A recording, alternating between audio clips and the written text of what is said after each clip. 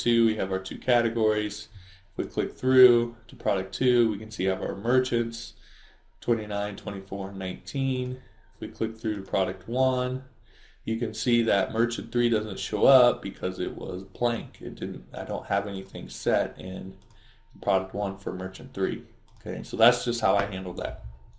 All right, so that's essentially what the script does. It's, again, pretty straightforward. One thing to keep in mind with all of that is one of the things as a developer that can hold you back is that you think that you have to think of everything in advance.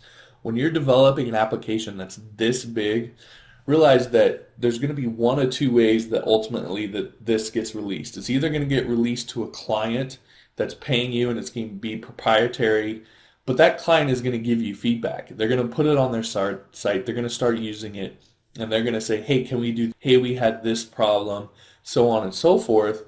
And ultimately what you go into is a debugging and a feature request mode. And at that point, your client is going to drive what you add. I'm going to build kind of a skeleton. I'm going to build it really basic, and then we can upgrade it from there. Okay, so it's going to be able to do the core thing that you want to do, and then we can go in and add in the fancy features and so on and so forth.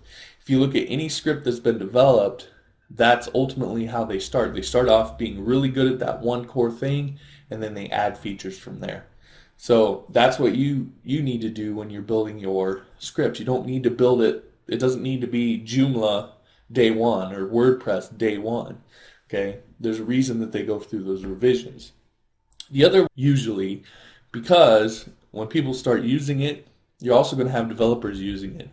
And guess what? A lot of those developers will probably know more than you do about PHP or the same or whatever.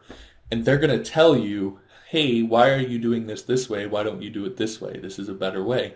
And you'll see debates about it, and it'll all get hashed. You're going to get a ton of feedback and manage that effectively and be able to take the criticism and all that and so on and so forth. But in terms of actually what needs updated, how it should be updated, and so on and so forth, you're going to get a ton of feedback. Okay, so you don't. My thing is I don't want you to get into the perfection trap where you need to code this perfect the first time and you never release it. You need to code it as well as you absolutely can, what you think is the best the first time around, and then you need to release it, whether it's to a client or you're doing it open source. You need to put it out there and let people give you feedback.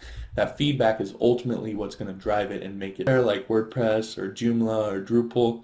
That's how they operate. They get feedback from their users and they constantly upgrade. They make decisions based on their vision and their values and so on and so forth about what they're going to do and what they're not going to do, but the actual how-to code a lot of times gets done for them, and you can bring on people and so on and so forth. So again, don't get caught in the perfection trap with all of this. You can do this. It's not as difficult